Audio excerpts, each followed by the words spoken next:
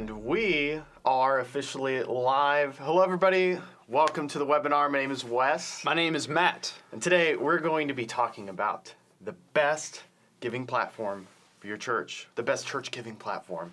I've been looking really forward to this one, Matt. Now, when we say the best online giving platform for your church, rest assured, we're not here to sell you anything. We're not going to tell you what's the best platform. We're just going to give you the tools for you to determine what's best for you and your church. Because every church is unique and different. Yes, and therefore your needs and your online giving platform preferences and needs will also be different. All right, well, before we jump into all the things, just a quick reminder to everybody, our YouTube channel, we post so many videos on that YouTube channel. Go ahead, check it out, subscribe if you haven't already. And if you are the kind of person that likes to talk to other people, I like to talk to other people. I love talking to other people too. I'm doing it right now. I love talking to other pastors and church leaders. The ChurchTrac user group, such a great place to talk to other leaders out there, not only about ChurchTrac, but just ministry in general. Yes. I mean, you can jump into that group and ask any question about any part of your ministry, not just how to use some aspect of a ChurchTrac account. Yeah. So if you want to know what programs people are doing in the summer and need some inspiration, jump in the group and ask. Yeah. Now, if you are a ChurchTrac user, just want to quickly let everybody know that when you're in the application itself, if you click that green help button to the top right of your screen, that's where you can ask us a question or check out our online user guide.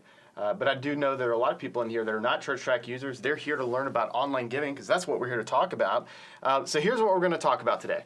We're going to talk about first how online giving fees work. This is a big thing, and I think it's something we need to spend some time going through because there are a lot of different ways they work. Yes, so it can be a little bit tricky to navigate too. It can. So we're going to show the math behind it and everything. I promise it won't be boring. And then we're going to jump into the three types of ways you can accept donations online. That's through peer-to-peer versus online giving versus through your existing church management software. So we'll look at the pros and cons of those and everything. And then we're going to finish things off with how to choose the right giving platform. Things you should look for.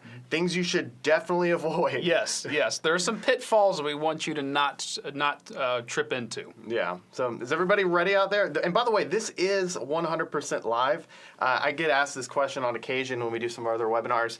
And they're like, is this live? Because they're used to other companies that just play pre-recorded videos and say they're live. No, this is 100% live. So like I'm looking at the chat right now. I see you, Robert, Frankie, Gail, Jack, everybody joining on in. I encourage you, jump in on that chat. Now we're going to be going through a lot of stuff. I encourage questions. We may have some time at the end. We can answer some people's questions. Yeah, absolutely. We'll even be pulling some questions throughout. So that if you have any questions as we're going through this about whatever we're talking about in the moment, drop that question in, and if we're able to, we'll pull that question out and answer it as we go. Yeah, and I regret saying this, but bring some hard questions too. Well, hopefully we won't regret it, but we'll see. Well, worst case scenario, we can always think through it together. All right, well, let's go ahead. Let's get started. So online giving fees, how they work. So when it comes to accepting donations online, there are fees associated with it. There's always fees. Always fees. Even when they say there are no fees, rest assured, there are fees. So what I want to do is talk first about credit card donations, because that's one of the biggest ways that people give online. So what I have is my handy-dandy whiteboard that I'm going to pull up here. And we're going to talk about credit card donations, what the fees look like with those. So credit card. This is so cool. I can write on a board digitally. All right. Technology's rad, man. It is. And Matt, I'm going to have to pull out my calculator here just because math is hard. So I'm going to get my calculator out as we go. Not without enough coffee anyway. That's right. So credit card fees. Anytime you're accepting donations online, there are credit card fees associated if you're doing credit card donations.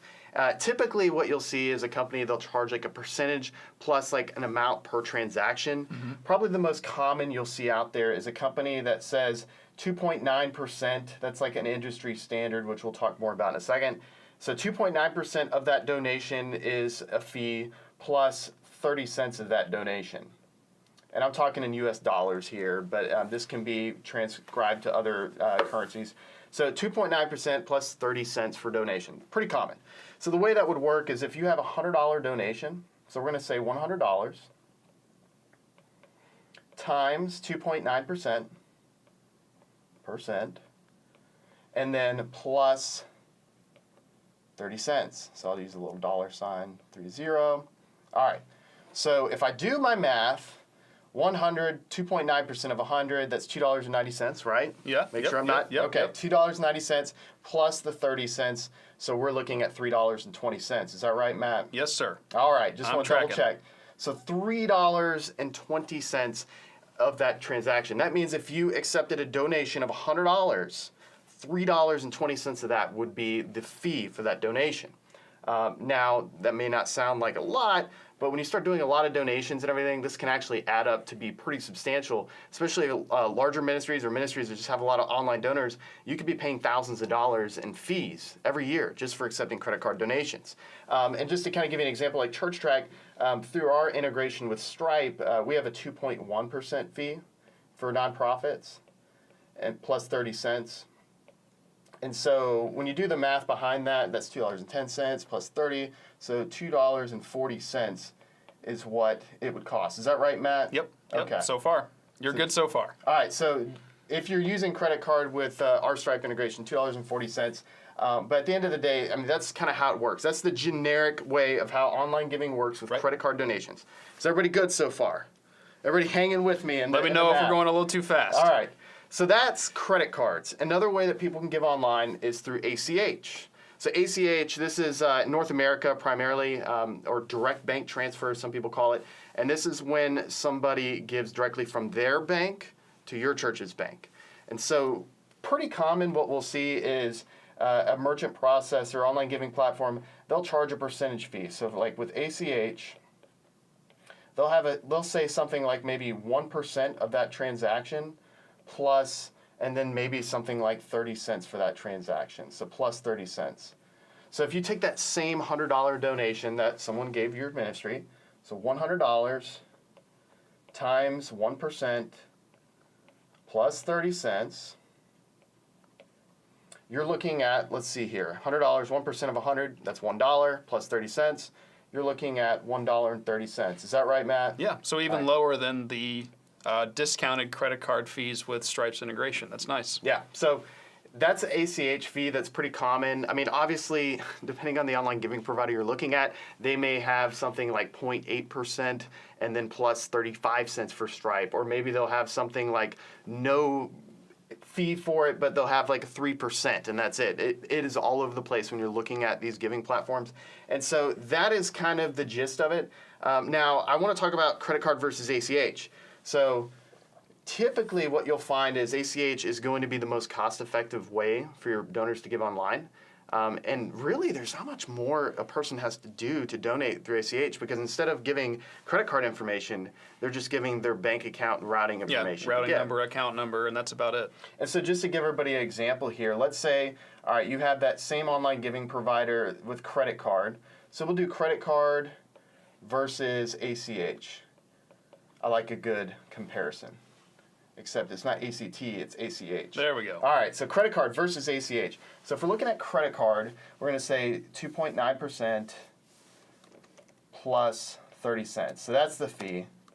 And then looking at ACH, we're just going to say it is a, how about, in this case, we'll use ours as an example. So just a 25-cent flat rate, which is not uncommon. We see a lot of companies do that. So 25-cent flat rate per transaction.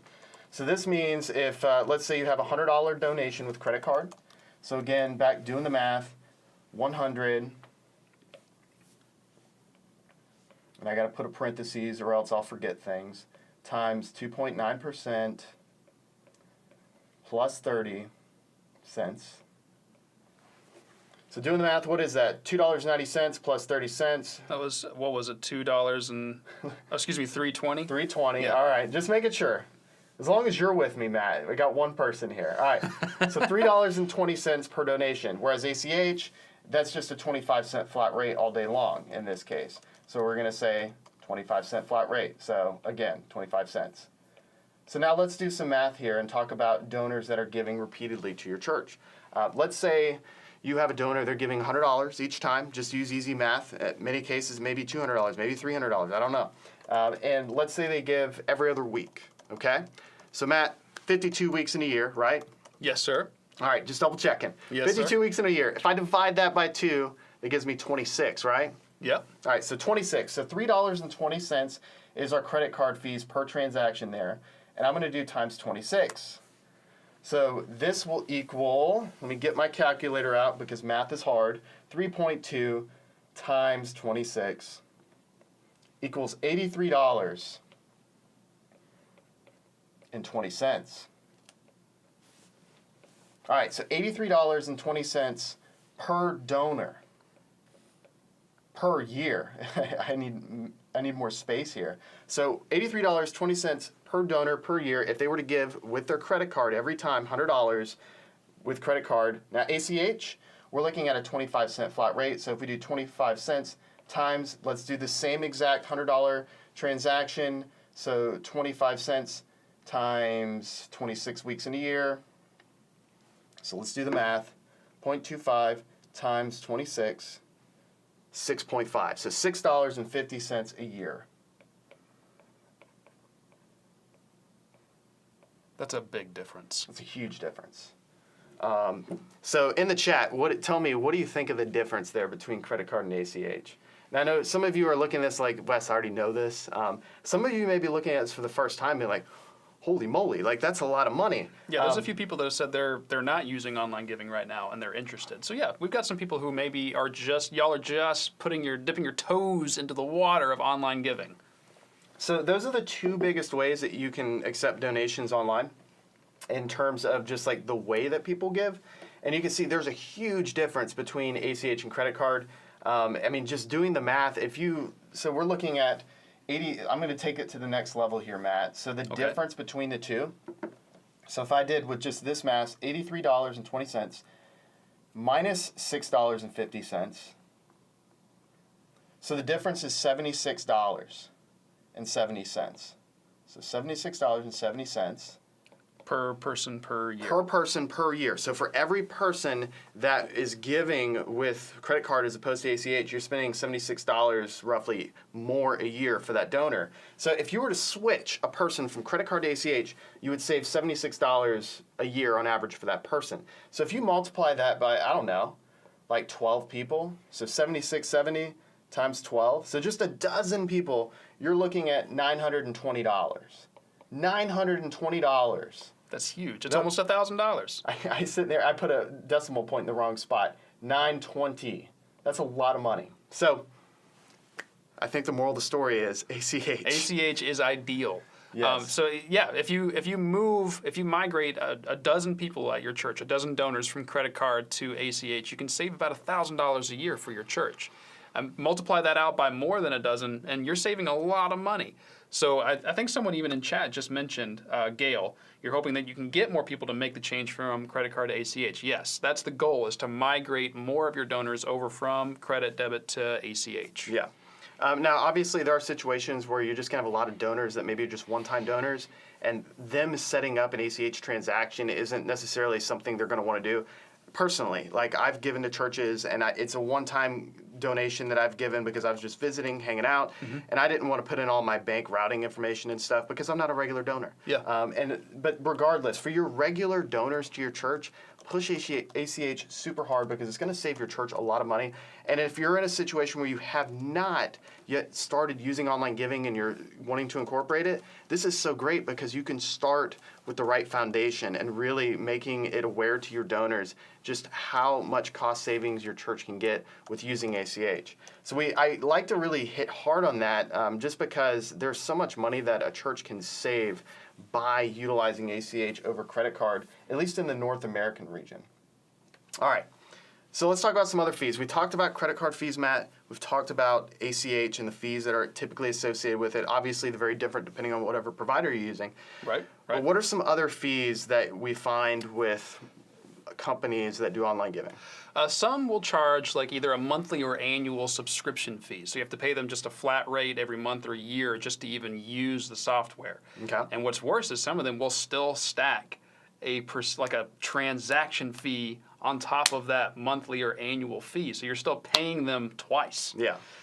We've seen some do text giving fees. So if the platform offers text to give, they'll charge per transaction for that, and it may be the same as another one of their transaction costs or different. You'll have to do the research to find that out. Yeah. There's mobile giving fees. there's also recurring donation fees. And that's actually something really key because we recommend that whatever platform you choose to use for your church, that you make sure that it allows for recurring donations. However, some platforms will charge for that that convenience fee, essentially, for recurring donations. Yeah. So we at ChurchTrac, we actually know we took care of this. If you're using the Stripe integration with ChurchTrac, your donors can set up recurring donation, but ChurchTrac handles the recurring donation side of things instead of the donor through Stripe directly, which means Stripe won't charge the donor that recurring donation fee. So we found that little workaround there. Yeah, although that was something that actually, is part of when you're dealing with different merchant processors, and especially in our case, because we partnered with one, is they started charging our churches that fee, and we're like, okay, how can we figure out how our churches don't have to charge that fee? And we realized we can just set up our software to where we handle the recurring donation side of it and not Stripe. Yeah. We could get deep into a lot of stuff and how that works. But long story short, just be aware of those types of fees. And then lastly, some providers will charge like a setup fee, and sometimes that setup fee is very minimal. Sometimes it's downright insane. Yeah. I've seen some charge thousands of dollars, which kind of blows my mind. But we'll talk more about what to avoid a little later, so you just kind of know about that. Final thoughts on fees. So when it comes to fees, you should always ask the following question: how is this company making money? Like that is always the question I ask when I look at not even just online giving providers, but any company that I'm looking at using for some sort of service. And when it comes to online giving providers, more specifically, who pays those fees? Yes, that's the biggest question. What is it? Is it you, the organization, like the recipient of the donation, or is it the donor, or is it maybe someone else, like the platform or the bank covering that information? In fact, somebody in chat even asked, what about Zelle? We'll talk about Zelle in detail here in a couple minutes. Just you wait. But yes, I know why you're asking about Zelle, because Zelle advertises no fees. Yeah. We'll talk about that in just a minute. All right, so we've gone through probably the hardest part for me, just because math is hard, but going You through made it, Wes. You're done. But I think it's so good to look at the math behind this so we understand how these providers are making money, and also how it affects your church and whenever you're accepting these donations. All right, so let's look at the 3 different ways that your church can accept donations online, and that's through peer-to-peer apps, online giving providers, and through a church management software who is integrated with one of these. So first, peer-to-peer apps. Some of the biggest examples I can think of, Matt: Cash App, Venmo, Zelle. So all peer-to-peer or P2P, we'll probably switch to just call it P2P because it's just easier to say. All of these apps have one big benefit, and that is that they are hugely popular. Yes. Some of these apps, like Cash App, are some of the most downloaded apps in the world. Just period. Not just these financial transfer payment apps, but like they're one of the most used apps in the world of any kind of app. Yes. And so for a lot of your congregations, a lot of you watching this right now, you are in a congregation where a lot of your members are probably already using one of those apps. So there's already a convenience in getting them to adopt using that app to donate to the church. However, here's the thing. Just because they're popular doesn't mean they're right. So let's talk about these 3 most popular apps: Cash App, Venmo, and Zelle. All right, Matt, give me the skinny on Cash App. Tell me about it. So I did a little bit of digging recently and even wrote some stuff. If you go to our blog at churchtrac.com, go to our blog, I've got some articles in the past couple of weeks about all 3 of these. With Cash App is one of the most popular P2P apps in the entire world. In fact, I think it is the most popular in the world. In the U.S. In the U.S., PayPal is the most popular in the world. That's right. So Cash App is one of the most, if not the most popular in the U.S. It also offers recurring donations. And again, we're going to hit on recurring donations a lot here. That's a huge thing.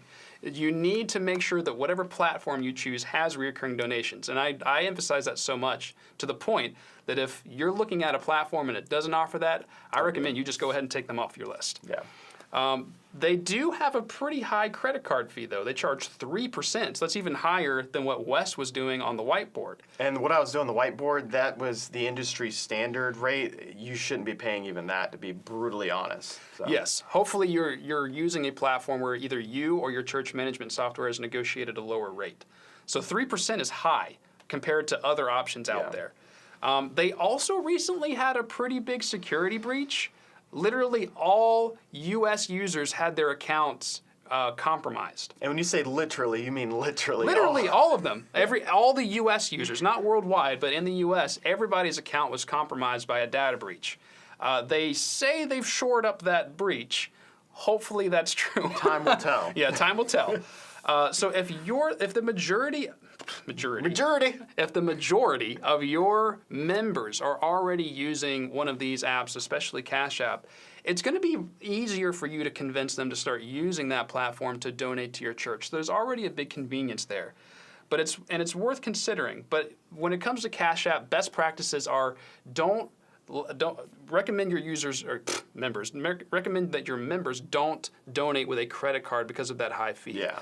Cash App doesn't charge for debit card or a bank account transfer, so make sure they're giving through that method instead of credit card. Yeah. And then also, because of that data breach, I recommend that you create like a separate savings account or banking account at your church just to receive Cash App donations.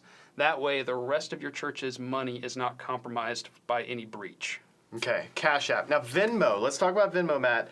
Venmo, very similar to Cash App. In fact, I have all three of these, by the way. Okay. I personally use Cash App, Venmo, and Zelle for a lot of different things. Venmo. What is the difference between Venmo and Cash App? It's also very popular. It's one of the more popular in the U.S. and in the world. It's very popular among younger generations. Yep. So like my generation, our generation, we're millennials, and Gen Z, we love Venmo. Yeah. So if you have a lot of younger people at your church, go ahead and promote this platform. The downside is they don't do reoccurring donations, and that's a problem. The reason why reoccurring donations is such a big deal is because if a platform doesn't have reoccurring donations, you're going to experience a very low retention rate with your donors on that platform. Yeah. Meaning you won't be able to expect them to donate again through that platform if they've donated once. Recurring donations allows you to capture their donations and maintain a longer string of donations or a longer commitment from that person financially. Yeah, and so for that reason, that's the biggest thing that sets Venmo apart from Cash App, lack of recurring. All right, Zelle. We wrote a whole blog on Zelle, but let's talk about Zelle, Matt. We've had a few questions or a couple questions in chat about Zelle, so let's talk about Zelle.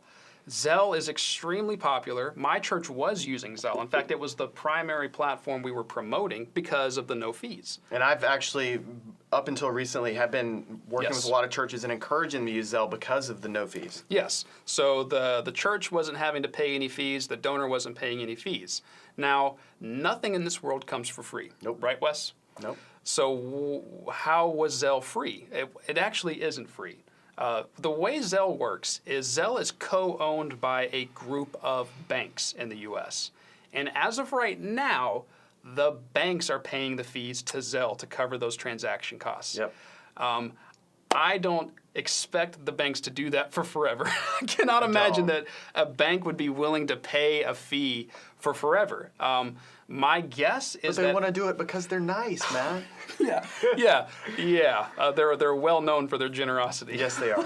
And so, I expect that Zelle will eventually start integrating some fees over time. You know, they'll boil that frog nice and slow and add some small fees at first as people have adopted it and gotten used to it, and then they'll slowly acclimate the users to those fees over time. So that's not going to last forever. They're basically like a lot of tech companies where their goal isn't to make money. Their goal is to get the user base, and then eventually when they get that user base, then monetize. Hurry and monetize. Yeah, and so I think that's happening with Zelle. But beyond that, there's an even bigger problem, because what we just talked about, that's sort of a convenience thing, not even really an actual problem. When it comes to Zelle, the money in your account isn't covered by federal law. The way it works is that banks are required by federal law to cover your money if you're ever a victim of fraud. Yep. But the laws aren't really keeping up with the technology. I mean, we know technology advances at breakneck speed and laws are lagging behind. So a lot of people have experienced fraud through their Zelle account like they do with their bank account. But the banks aren't required to cover that transaction or cover that fraud. I even came across a story in the New York Times. I mean, the New York Times is writing about this. It's not some small paper. They did a story on it, and they interviewed a victim of fraud. This guy was in the hospital, and he had his cell phone and his wallet stolen. And he banks with the same bank through both his credit card, debit card, and Zelle. Or something? Yeah, Bank of America. And the guy that stole all his stuff went to some ATMs, bought a bunch of stuff, and did some transfers through his Zelle account on his phone. And Bank of America covered all of that fraud except everything to do with the Zelle transactions. Which was the biggest because he wiped out his entire account. Yeah, it wiped out his whole, well, it was almost his whole account. Literally, I think over $10,000. Huge. I can't afford to lose $10,000. Golly. And the Bank of America, even though they covered the other fraud transactions through the credit card and debit card, they didn't cover it with the Zelle transactions. Yeah. So that's a problem. My church has stepped away from Zelle just because both our church and our donors aren't safe on Zelle right now. So as of right now, if Zelle doesn't fix these problems, we recommend you avoid using Zelle. Yeah. And Zelle kind of is a little snippet of all of these peer-to-peer apps, P2P. They're great for churches that have a large donor base that's already using them. And they're also handy for accepting payments, maybe like for events or something like that, where you're wanting to quickly get payments for that. But because of their limitations with some of them, with recurring donations with Venmo, with the high fees, what's the other one? Cash App. There's so many, it's hard to remember, everybody. Because of those limitations, it's really hard to use them on their own. And also, they don't do a lot of reports and things like that. And so the lack of the reporting and everything that they do with contribution statements, you still have to use them in tandem with another tool that's going to do that for you. So that's what I always say is, hey, if you want to use them, great. Just know that that's not the number one way for you to accept donations, not the most cost effective, and you're still going to have another solution that's kind of like your foundation of your online giving. Yeah. So the next up is dedicated giving platforms. Yeah. So instead of just person-to-person, peer-to-peer giving, there's also whole platforms devoted to just transferring money or storing money like PayPal, Stripe, Easy Tithe, PushPay, Secure Give, and there's dozens and dozens of others. Givelify, there's so many out there. Unlike P2P apps, a dedicated giving platform gives you more customization. They give you a lot more reporting options, which is really key, especially when it comes to managing all of your church's finances and your giving and contributions. And it's also helpful because if you're using a platform like that, you can export those reports into your church management software if you're using one, and that makes it a lot easier as well. It offers better features and usually better pricing. Yeah. Typically, I see the pricing for a lot of these dedicated platforms better. But there is a big con with all of them, no matter how great they are. And the con is it's just hard to choose the right one. I already saw in the chat, some of you are asking specifically, should my church use Givelify? Should my church use this other platform? So we can't. There's just no way we can say, should your church use this, because we don't know your church. We'd have to take time to talk to you individually. But when we get to later, you'll see why. So when it comes to trying to figure out this, the biggest thing is the pricing and figuring out what does that pricing mean to your ministry. Story time. I've got a story. Oh, I love story time with Wes. Gather around, kids. So I was working with a church planter. This was last year, and this church planter, Matt, he told me I was helping him set up accounting in ChurchTrac, and he was telling me about his online giving provider, and I was like, awesome, and which one are you using? And he told me, and he said, yeah, I love this one because they don't have any fees. It's just a flat monthly rate. I don't know. And so, of course, the first thing I thought was dead giveaway, because there is no such thing as an online giving provider that doesn't have fees. It's just not a thing. Yep. And even in Zelle's case, it's not a thing because the bank's covering them. And so I did some research in this company after our conversation, and this company posted all over their website, no fees, just flat rate, blah, blah, blah. Big bold letters all over the website, huh? And then as I did more digging, it took me about 10 minutes. I actually found the fine print. There are fees. The donor pays the fees, not the church. And so that's how they're able to advertise and everything. And their claim of no fees meant like no chargeback fees and NSF fees and all these other random fees that half of them I don't even think are real. And so it was just one of those things, at the end of the day, you really got to be on guard. And when people say sweeping claims that we have no fees, let your radar get up and don't. It's a big red flag. Yeah, it's a huge red flag. Eventually, that church planner actually discovered this because he started getting. The donors started complaining. What about this? What's the up with donors this? were just like, "How come I have to pay $4 extra to give?" And that hurts. And so he got rid of that platform and switched to something else. And it was just so funny because I've been in this industry for a long time, and I see it never fails. There's always some new company that comes out of nowhere and they offer something about no fees, trying to get these churches to bite into that, and then realize, oh no, there are fees. Yeah, the problem is it's in that platform's best interest for you to not fully understand their fee structure. Mm-hmm. So if they can obscure some of those details, the better for them.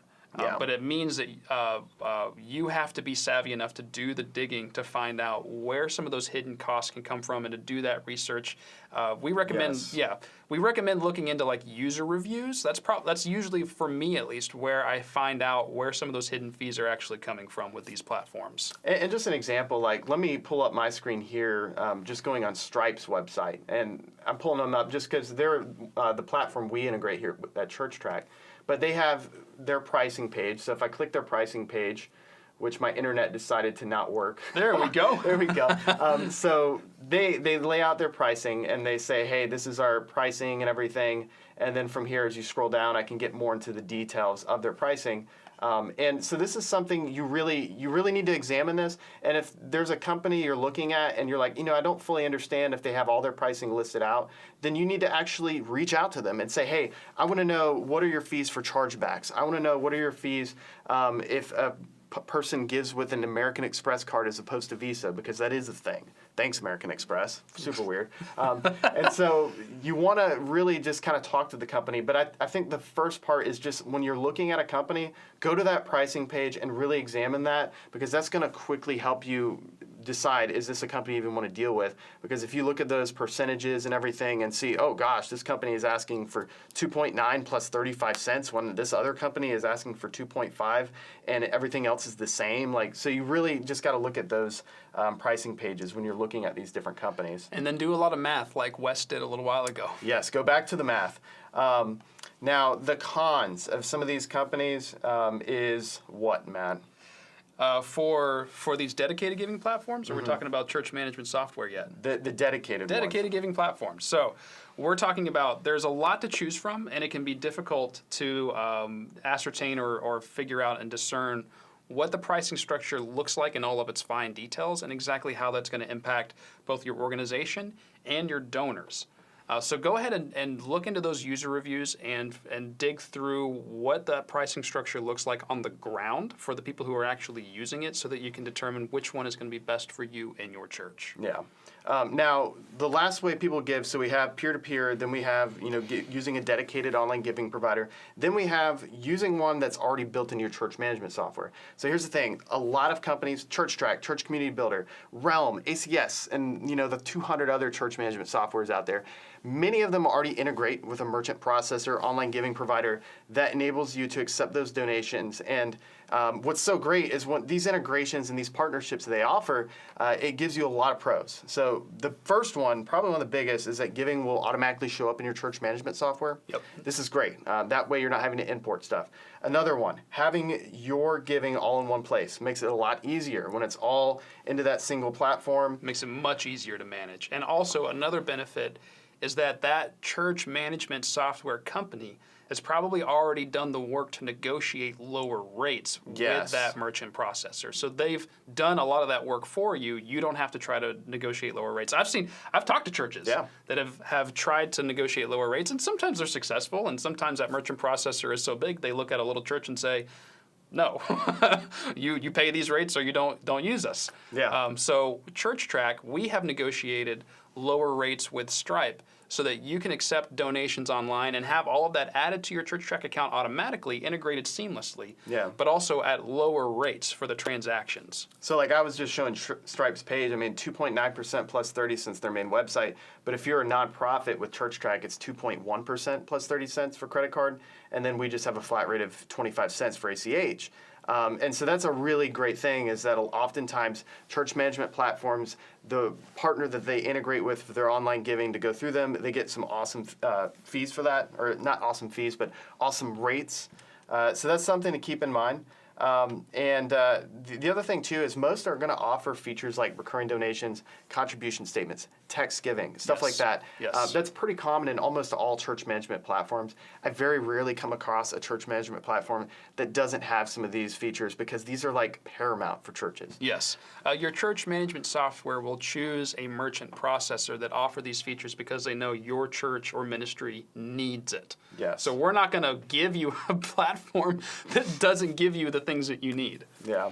Now, the cons, I mean, really the biggest con, I would say, is that many church management softwares, including ChurchTrac, only integrate typically with one merchant processor because all of the legwork involved in fully integrating a online giving platform with a church management software, it's too much to have multiple integrations. It gets too complex.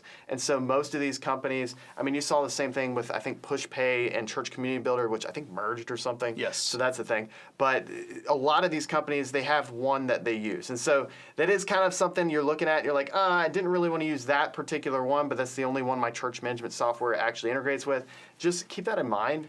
Yeah, the reason why that's a con is because, like we mentioned earlier at the top, where we recommend you to try to determine what platform your members are already using, like Cash App or PayPal or Venmo. If you're using the church management software's integration, you're going to have to try to migrate your donors to all on the same platform, and that can be a lot of work. We're going through that right now with my church, and it's just a change, and it's hard to do that for a large group of people. Yeah, we actually have an article on our blog you can check. Migrating to online giving, and we give some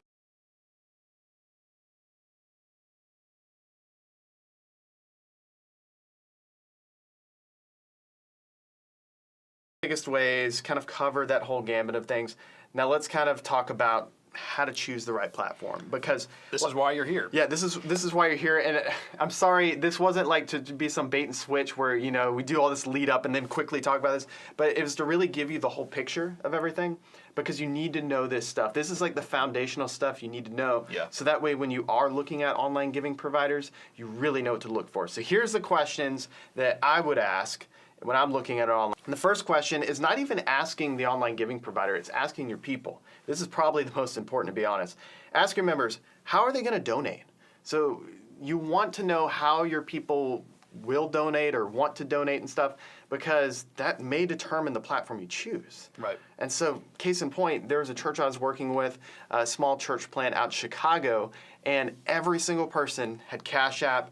And it was just so easy for that church just to have all their people use Cash App because of just the fact that they literally every person was on it, and the pastor was very familiar with it, and it was just a slam dunk for them. But I've encountered other churches where they have a lot of people that are like, hey, we're pretty savvy. Like, we don't mind setting something up if I can just do like a direct payment to the church or something. And so that's the thing you want to first ask is your people, what are some ways that you're comfortable with giving if they're not doing online giving yet, and just kind of work through that. Next question, how many people are donating? That's key because knowing how many people donate online or are willing to donate online will determine whether or not you use any of these giving platforms first of all, or which one you prefer to use. Yes. Because the fee structure will then determine whether it's going to take out a huge chunk of that donation and make it not worth even using an online giving platform, or you can maybe find an online giving platform that doesn't take as much of a fee out of those transactions, and then therefore having that online giving platform with your members is worthwhile. Yeah, and looking at the monthly fee too, if the provider has a monthly fee, like is that monthly fee going to be too high in comparison to the actual number of people using the online giving? So it's really good to know how many people are even going to give online, because I have encountered some churches where at the end of the day, 99% of churches I think should use online giving, but there are always some churches out there where it's like, dude, every single person is giving religiously through a check, or they've already set up like a bill pay through their bank and they're already doing that. And so there are a very small segment of churches where online giving is just not necessarily a thing they need. I talked to a church yesterday that saw their online giving drop during the pandemic, but their but their members started mailing checks, and that increased through the pandemic. Which, I mean, the typical Wow. experience is the opposite. People stopped giving cash or check and started transferring everything online. So I thought that was interesting. Wow. Okay. Yeah. All right. Here's another question to ask. What is the average size of each donation? And the reason why that's important is because if you're using an online giving platform that has those transaction fees, you need to figure out what those fees are, first of all. And then second of all, if people are giving like really big donations online and you've got a really high per transaction fee, that's going to take a huge chunk out of those donations. Yes. I want to show the math behind that, Matt, if I may. Yes. So, for example, let's say your average donation at your church, we're going to say $200. So $200, and then let's say the giving platform you're looking at, their fee is 2.9% plus 30 cents. We're just going to keep kind of basic math here. So if I do the math behind that, I got to get my calculator out because I'm a millennial that doesn't know how to do math without a calculator. So $200 times 2.9%, that's $5.80 plus 30 cents, so plus 0.3. So we're looking at $6.10 for that one. Now, if I have a different online giving provider, same size donation, so $200. I apologize, my handwriting is atrocious, everybody. But hopefully you can read my semi-legible handwriting. Now let's say this platform, their fee is 2.5%. So 2.5%. I'll put a little percentage up here just because earlier I didn't. And then let's say this transaction fee is higher though. Let's say it's 0.3. You know what? We're going to do even a higher one. Let's say, even though I haven't seen a provider go this high typically, let's say 40 cents. So they're charging 40 cents more per transaction, but it's a 2.5% rate. So when I do the math, so back to $200 times 2.5%, it's $5 plus 40 cents. So $5.40. There you go. So it's still cheaper. It's still cheaper by 70 cents. So $5.40. This is why it's so important. I hope, did this make sense, everybody? Like, this is why it's so important to know, like, your average size of your donations and everything, because if you do have larger size donations, then having an online giving provider, especially if most of those people are giving with credit card, then maybe it's best to use the one that has that lower percentage fee, even if that per transaction cost is higher, like this one's a 40 cents as opposed to the 30 in the other one. So hopefully that makes sense. So there is some math involved when you're trying to figure some of this out and you're looking at the types of donations and the size and everything. Another question you need to ask here, do you need text to give? Is that something you actually need? Yeah, this is another thing you need to ask your members, not only which platform they prefer to use, but also what's the method. Do they prefer to do it by credit card? Do they prefer to do it through ACH, or do they prefer text to give? The reason why is because text to give used to be really popular. Back in the day. So you may, like, it's very popular even still among people ages, I think it was 45 to 60 is what I saw. Okay. So there is still a demographic that likes text to give, but it's not as popular as it used to be. It kind of peaked way back, like over 10 years ago, back in 2010 when the Red Cross took up donations for Haiti. That was the biggest text to give. So it peaked when a lot of the people in high school I went to high school with peaked, is what you're saying. Yeah, back when we peaked, text to give also peaked. But that was back when online giving wasn't quite a thing yet, but everyone had a cell phone. Yeah. So that was that weird in-between time when text to give could really take off. But now it accounts for, like, I think less than 20% of all online mobile giving. I mean, the stats are all over the place, and it depends on what company you look at to give you the stats, because there are a lot of companies that want to push text to give, even though I think in some cases I've seen the rate as low as 1% of giving in churches is through text giving. Yeah. It's nuts. The downside to text to give, and I know we're going on a rabbit trail. That's what we're here for. The downside to text to give is that there's a very low retention rate because there's no way to capture that and follow up with them. Yeah. So people that give text to give oftentimes just give once and then never again, at least through that platform. Yeah. All right. Does this platform have recurring donations? That's a question you need to ask. Typically it is. Yes. We sound like a broken record. We've talked about reoccurring donations probably 7 or 8 times so far in this webinar, but it is key. The Blackbaud Institute saw that there was a retention rate of 26% for all first-time donors when a platform had reoccurring donations. That means that for everyone that donated for the very first time to a nonprofit, 26% of them continued to give afterwards after that first donation. So that was a huge increase in retention for organizations that adopted recurring donations. Now, what you said, we were talking earlier before we even started this, and it was some crazy stat about like 3 years was the average. Oh my goodness, yeah. The Blackbaud Institute also did not just a 1-year study on and got that well, it was a 23 or 26%, but they did a 3-year study. So going back across 3 years, any organization that adopted recurring donations saw a 64% retention rate over 3 years. Yeah. So if a donor started giving and chose recurring donations, 64% of them continued to give over a long period of time. One argument that a church gave me is, well, recurring donations is something only the young people want to do. Yeah, my dad's 72 years old, and he does recurring donations and loves it. It is not a young man's game by any means. You may see some sort of demographic preference, but you get to set it and forget it. Yeah. Like that. What was the name of that oven? It was that infomercial. Oh, I can't remember. It was a rotisserie oven. But yeah, and they would yell, "Set it and forget it." You can do that with recurring donations. Yes. And that's the benefit. So no matter what the age of the donor is, people love to be able to just set that up and then not have to remember it again. So another question, we're going to fly through them here, but can you export your donations easily into church management software that you have? So if you already have a church management software, you need to look and see, is this giving platform I'm thinking using, can I export into it easily? Another question, can your donors view their giving history? I know this sounds kind of basic, but you would be very surprised. There are some platforms out there where they don't make it easy for your donors to see what they've given, and the only time they can see what they've given is when you give them contribution statements.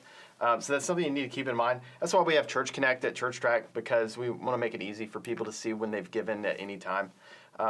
So those are a lot of questions to ask. So I want to close this with avoid platforms that, and then this is what to avoid. And I'm going to write all this in red. We just covered some questions you need to ask of a donation platform before choosing it. Now we're going to tell you just some general things that you should look to avoid. First of all, any platform that charges more than 2.9% for a credit card donation, go ahead and just take them off the list of possible choices, because they're already charging you higher than you should have to pay. Yeah, that's anything more than 2.9% on credit card is just, I'm going to say it's absurd. You should not pay more than that. Number 2 is if they have a high percentage fee for ACH or direct transfer donations. Anything over 1% is really high. In fact, I say 1% is already high, because I think you shouldn't have to pay a percentage fee at all. It's even better if you find a platform that just charges some low flat rate instead of a percentage fee. Yeah. Third. High monthly costs. Yes. So if you're paying hundreds of dollars, $100 or more, I would say if you're paying anything over $100 a month to use a platform, that's already too high. And then number 4, a high setup fee. Now, with these high monthly costs, high setup fees, here's the deal. This is one exception to these rules. If you're able to reach out to that merchant processor and negotiate a really low rate, like a really low transaction fee, let's say you can negotiate below 2%, 1.7%, 1.5%, then maybe you can look at a high setup fee as a trade-off, and it may still be worth using that platform and paying that high setup fee. But outside of that example, avoid platforms that charge a really high setup fee. And then the last thing is have long contracts. Now again, the exception is if you can lock in a really low transaction rate, then maybe you'll have to sign a contract to lock that in, and therefore it may be worth doing that. But chances are, contracts should be avoided I'm going to altogether. completely disagree with you. So contracts are never good for you. They're good for the other person. The reason why a company would have a long contract, especially for multiple years, is not for your best interest in your ministry. It is for their best interest, because they want to keep you. So honestly, there are very few companies out there I'd recommend that even ask for contracts. So I would put that very low on your list. Unless you were just doing a volume, I would say, of at least a couple $1 million a year in donations online, I would not sign contracts with any company, because that's just a red flag. There are a lot of platform things that we could say you avoid, but those are probably the top 5. Those are the top 5 to help guide you. I know it feels like we covered so much. I mean, we went through so many different things. Just to recap, Matt, we covered how online giving fees work, both with credit card and ACH, because those are the big ones. We've covered the 3 different avenues, 3 different types. Yes. So whether it's peer-to-peer or a dedicated giving platform or just using an integration through your existing church management software. And then we've covered a lot of these different questions and how to choose the right giving platform. So a lot of good stuff to take away here. Yes, a lot of good stuff to take away. And now we're going to transition into a time for you to ask your questions. There's a few questions that we haven't gotten to in chat already. While you're thinking of any other questions, go ahead and drop them in. While you're thinking of those questions, I want to recommend you subscribe to our YouTube channel. I dropped a link to that channel earlier. I'll go ahead and do that again. If you copy and paste that YouTube link, you can subscribe to our YouTube channel. We have other videos on online giving or other aspects of the ChurchTrac software. Also, go ahead and join our private Facebook group. Again, you can join that group, ask any question about ChurchTrac, but also just join a community of really cool ministers from all over the world that love ministry so much they would love to help you do your ministry as well. Yeah, and I see some stuff in the chat. It looks like Pastor Jason from Australia. Yeah, Australia is a little bit different in how they do that. And it's not just that Australia is different, it's actually that the United States is different. That is true, yes. In the U.S., nonprofits give contribution statements for the donor to then file those donations on their taxes as a tax exemption. I think we're actually kind of unique in that. I don't know if there's not many other countries that do that. So Australia is, you're not going to be able to relate to. So Australia is the norm, statements. Is what you're saying compared to us. Yeah, true. Yeah. Yes. Yeah, that's a good note there.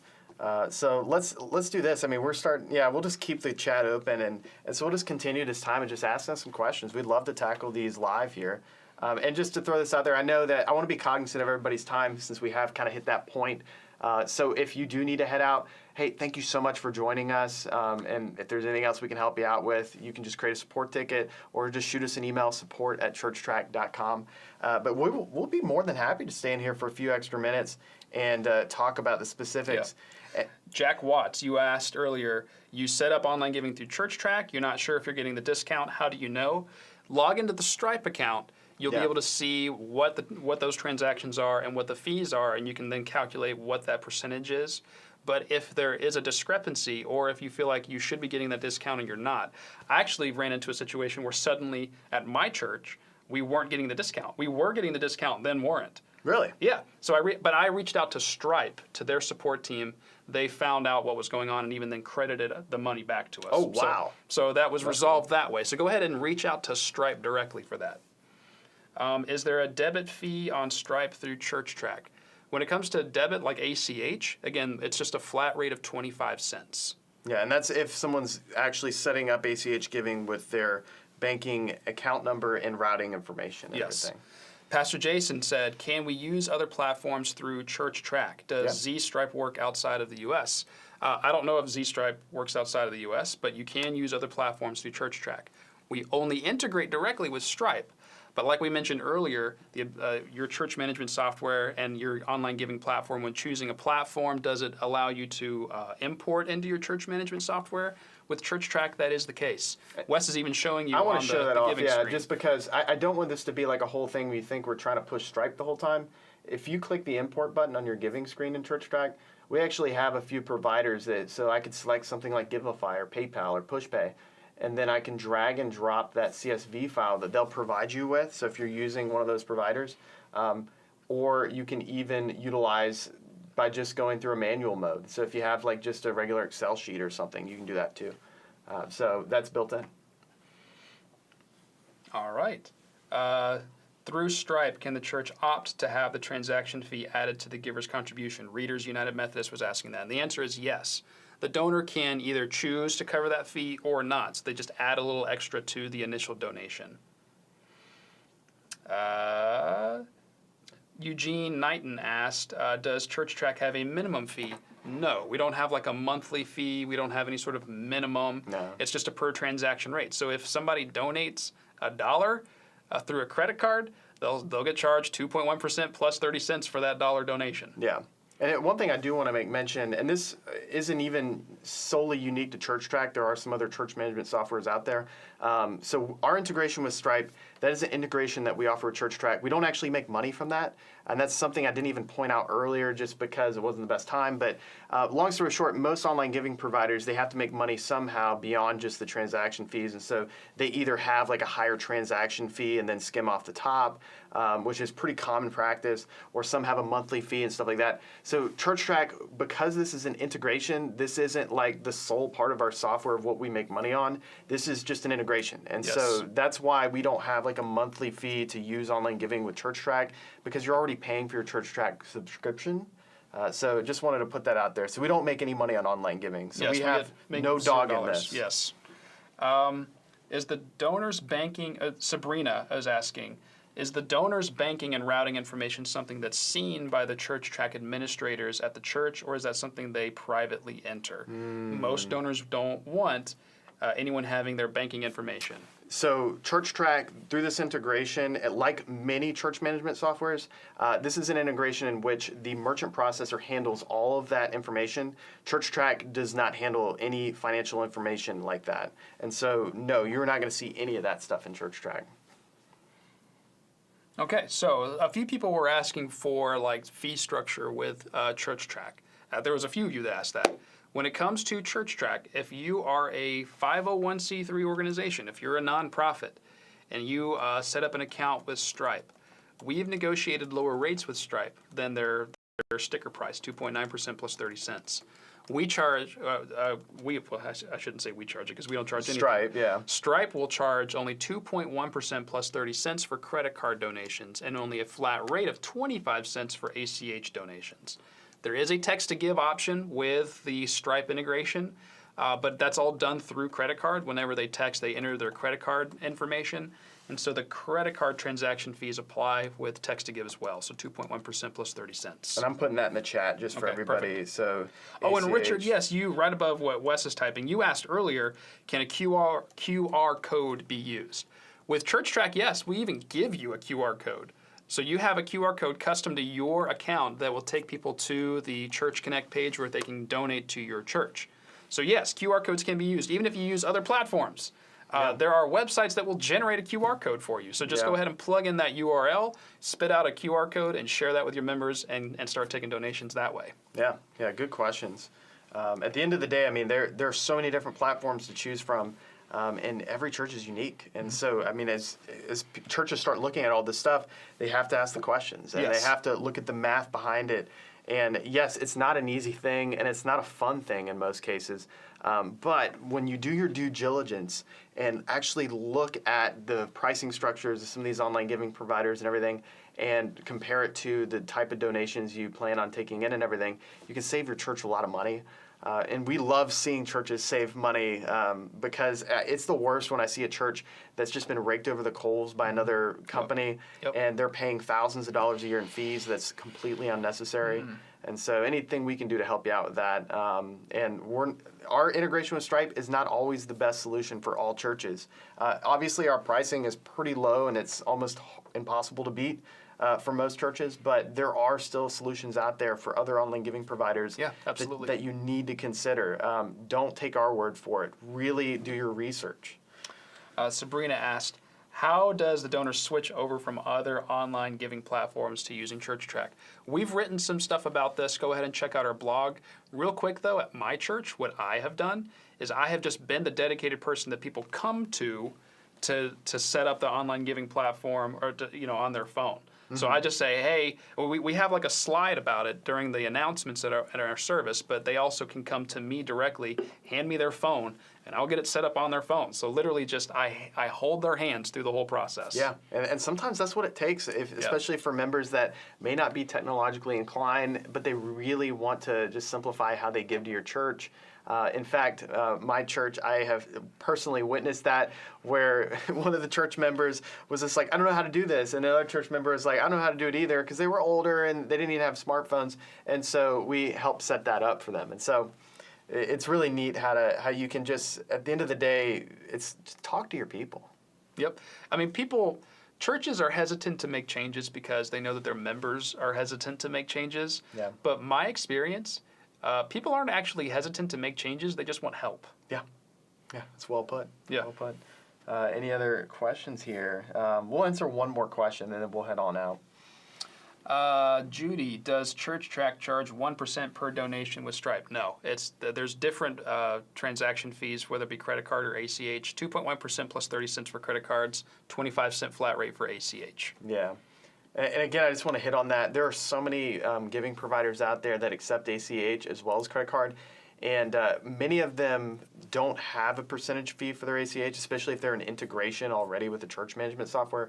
And so I'd be a little bit weary of any giving platform that charges a percentage of ACH, to be brutally honest. Yes. Because there are just too many out there. Like, there are 200 plus options available. In fact, I would say there's probably 500 plus at this point. And there's just so many platforms out there that have 0% fee with ACH. And so I would really consider that. All right, I think that's going to be it for today. We've answered a whole bunch of questions. Yes. I apologize for anyone that didn't get their answer or didn't get the answer they were looking for or get their question answered. If you have any further questions, go to your ChurchTrac account, click on that green help button, submit a support ticket, and we can take care of you there. And if you have any other questions as well, just go to our Facebook group and ask that there, and everybody in that group can help you out as well. All right. Well, you all have a fantastic rest of your week, and we will talk to you again soon. See ya.